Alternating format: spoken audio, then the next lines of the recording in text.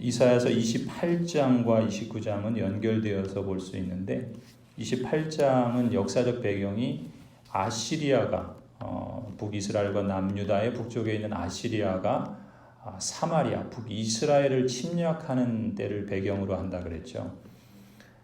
아시리아가 북이스라엘을 치고 있는데도 재앙이 그들에게 닥쳐오는 중에도 북이스라엘은 하나님의 언약 백성임에도 불구하고 하나님을 멀리하고 또 하나님의 진노 중에도 안일함과 나태함으로 쾌락을 즐기며 죄악에 빠져 있었습니다. 결국 주전 721년에 아시리아에 의해서 이 북이스라엘은 멸망을 당하게 되죠. 남유다의 형편은 그럼 어떠했는가? 남유다도 이 아시리아의 공격에서 예외가 아니었습니다.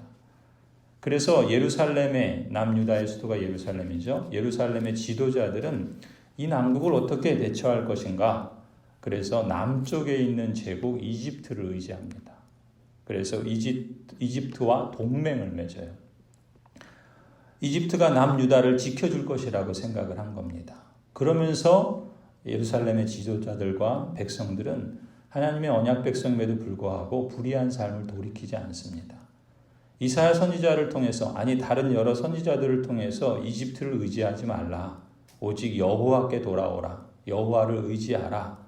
그렇게 하나님의 말씀을 선포했지만 하나님의 언약 백성들은 그 말을 귀담아 듣지 않았습니다. 물론 남유다가 하나님의 언약 백성들이 예배를 드리지 않은 건 아니에요. 오히려 더 열심히 번제 제사를 드렸습니다. 그런데 정작 하나님은 이들을 향해서 이렇게 판결하시는 거예요. 그게 오늘 29장입니다. 1절부터 4절까지 하나님께서 이렇게 말씀하십니다. 너에게 재앙이 닥칠 것이다. 아리에라. 이 아리엘은 남유다의 수도 예루살렘을 두고 하는 말이에요. 아리에라, 다윗이 진을 쳤던 성읍아, 해마다 절기들은 돌아오련마 내가 너 아리엘을 포위하고 치겠다. 나의 번제단이라 불리던 너를 칠 터이니 너가 슬퍼하고 통곡할 것이다. 이 아리엘이라는 말 자체가 번제단이라는 말이에요. 그러니까 번제단은 곧 예루살렘 성전에 있었고 그 성전을 중심으로 있었던 이 남유다에 대해서 하나님께서 말씀하시는 거예요. 남유다 사람들은 번제단에서 수많은 제사를 드렸습니다. 끊임없이 예배를 드렸어요. 그러나 하나님께서 오히려 그들에게 말씀하시는 거예요. 4절에 계속해서 말씀합니다. 그때 너는 낮아져서 땅바닥에서 말할 것이며 너의 말소리는 너가 쓰러진 먼지바닥에서 나는 개미 소리와 같을 것이다. 너의 목소리는 땅에서 나는 유령의 소리와 같을 것이고 너의 말은 먼지바닥 속에서 나는 중얼거리는 소리와 같을 것이다.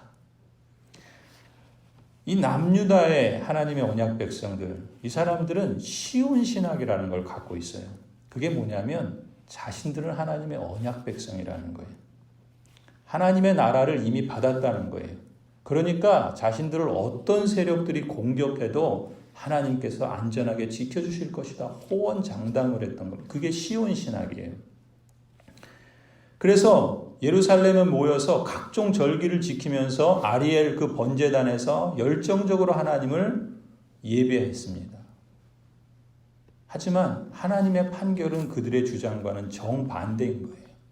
그들은 짐승을 제물로 잡아서 번제단에서 무수한 제사를 드렸지만 하나님은 그 제물과 그 제사를 받으시지 않으시는 겁니다. 오히려 그들 자신을 아리엘에 곧 하나님의 번제단에 그들을 제물로 삼아서 그들을 불태워 죽이겠다. 그들을 제물로 삼겠다. 하나님이 지금 이렇게 심판을 선언하시는 거예요. 왜 하나님의 백성이라 자처하는 사람들이 이 지경이 되었는가? 오늘 13절에서 주님께서 말씀하십니다. 13절에 주님께서 말씀하신다. 이 백성이 입으로는 나를 가까이 하고 입술로는 나를 영화롭게 하지만 그 마음으로는 나를 멀리하고 있다. 그들이 나를 경외한다는 말은 다만 들은 말을 흉내내는 것일 뿐이다. 여러분, 코로나19로 인해서 그동안 수면 아래에 있던 신앙의 정체가 많은 교회와 신자들에게서 드러나고 있습니다. 신천지 같은 사이비 종교 사기 집단의 정체가 이미 그전부터 교계에 알려져 있었지만 이제는 그 해악을 국민들 모두가 알 정도로 만천하에 드러나게 됐죠. 그뿐이 아닙니다. 종교의 이름으로, 신앙의 이름으로 세속적인 욕망을 추구하고 정치적인 욕망을 추구하는 사람들의 실체가 지금 더욱 여실히 드러나고 있습니다. 그러면서 국민적인 공분을 일으키고 있고, 그래서 하나님의 이름과 명예에 누를 끼치고 있습니다. 예배를 드리며 입으로는 하나님의 이름이 거룩히 여김을 받으시오며 수도 없이 외치고 기도하지만 행위로는 하나님의 이름을 먹칠을 하고 있는 겁니다. 오늘날 우리 신자들과 교회가 왜 이 지경에 이르게 된 걸까요? 하나님께서 이사야 선지자를 통해서 경고하신 말씀이 오늘 우리 사회에서 그대로 재현되고 있는 것 같아서 두려운 마음을 떨칠 수가 없습니다. 9절부터 하는 말씀이 그런 말씀이죠. 너희가 놀라서 기절할 것이다. 참으로 우리는 놀라서 기절할 지경입니다. 너희는 눈이 멀어서 앞을 못 보는 사람이 될 것이다. 포도주 한 모금도 마시지 않았는데 취할 것이다. 독한 술 한 방울도 마시지 않았는데 비틀거릴 것이다. 참으로 많은 사람들이 눈이 멀어서 앞을 못 보는 사람처럼 방자히 행하고 있습니다. 술을 한 방울도 마시지 않을 정도로 신앙적인 사람이라고 자처하지만 뭔가에 취해서 비틀거리고 있습니다. 10절에 주님께서는 너희에게 잠드는 영을 보내셔서 너희를 깊은 잠에 빠지게 하셨다. 너희의 예언자로 너희의 눈부시를 못하게 하셨으니 너희의 눈을 멀게 하신 것이요 너희의 선견자로 앞을 내다보지 못하게 하셨으니 너희의 얼굴을 가려서 눈을 못 보게 하신 것이다. 참으로 수많은 사람들 앞에서 연설을 하고 설교라는 이름으로 하나님의 이름을 마구 외쳐대는 사람은 이 말씀처럼 정작 하나님께서 그 눈을 멀게 하셨습니다. 사람들은 깊은 잠에 빠져 있습니다. 11절 이 모든 묵시가 너희에게는 마치 밀봉된 두루마리의 글처럼 될 것이다. 너희가 그 두루마리를 유식한 사람에게 가지고 가서 이것을 좀 읽어주시오 하고 내주면 그는 두루마리가 밀봉되어 있어서 못 읽겠소 하고 말할 것이다. 너희가 그 두루마리를 무식한 사람에게 가지고 가서 이것을 좀 읽어주시오 하면 그는 나는 글을 읽을 줄 모릅니다 하고 말할 것이다. 참으로 수많은 사람들이 제사를 드리고 계속되는 그 부르짖는 외침의 기도를 하고 있지만 그리고 그 제사 속에 수많은 외침의 소리들을 듣고 있지만 정작 성경책에 대한 담긴 하나님의 말씀은 밀봉된 두루마리의 글처럼 되었습니다. 가르쳐서 학식이 있다고 하는 설교자는 밀봉되어서 하나님의 말씀을 말하지 않고 자기 말을 합니다. 글을 몰라서 무식한 사람은 글을 읽을 줄 모르니까 그 두루마리를 읽으려고 하질 않아요. 외치는 사람이나 듣는 사람이나 하나님의 말씀이 기록된 두루마리는 밀봉되어 있어서 읽지 못하고 그것을 읽을 줄도 모릅니다. 그러니 사람의 말과 하나님의 말을 구분하지 못하고 말씀의 영에 충만한 것이 아니라 사람의 말에 취해 있으니까 술 한 방울 마시지 않고도 비틀거리면서 온전한 정신으로 행동하지 못하고 있는 겁니다.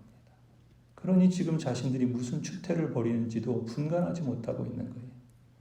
13절에 주님께서 말씀하십니다. 이 백성이 입으로는 나를 가까이 하고 입술로는 나를 영화롭게 하지만 그 마음으로는 나를 멀리하고 있다. 그들이 나를 경외한다는 말은 다만 들은 말을 흉내내는 것일 뿐이다. 그러므로 내가 다시 한번 놀랍고 기이한 일로 이 백성을 놀라게 할 것이다. 지혜로운 사람들에게서 지혜가 없어지고 총명한 사람들에게서 총명이 사라질 것이다. 성도 여러분, 하나님의 언약 백성으로서 우리 자신의 부끄러움과 죄악에 대해서 이제 우리는 어찌해야 할까요? 우리는 과연 온전한 길을 가고 있는 것일까요? 종교개혁자 칼빈은 파렐에게 보내는 편지에서 하나님 앞에 자신의 그 단호한 자세를 이렇게 고백합니다. 주님, 나의 심장을 주님께 드리나이다. 신속히 그리고 신실한 마음으로.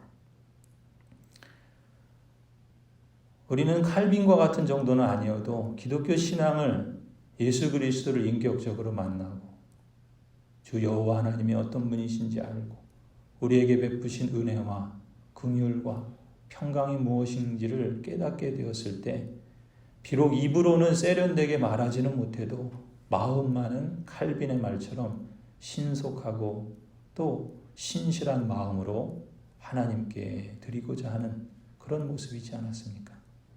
그런데 신앙생활을 할수록, 교회 생활을 할수록 신자들의 입은 세련되어져 가는데 상대적으로 마음은 멀어져 가고 있는 것이 아닌가.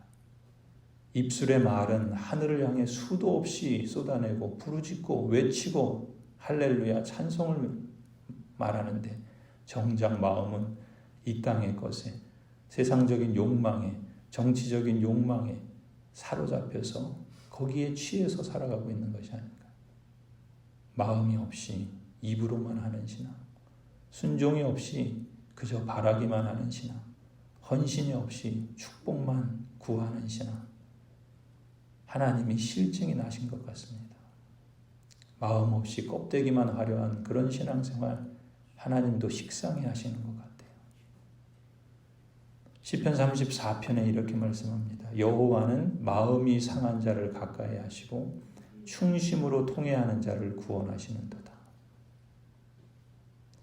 입으로는 가까이, 마음으로는 멀리 있던 언약 백성들이 이제 입도 가까이, 또 마음도 하나님께 가까이 가야 할 때라고 봅니다.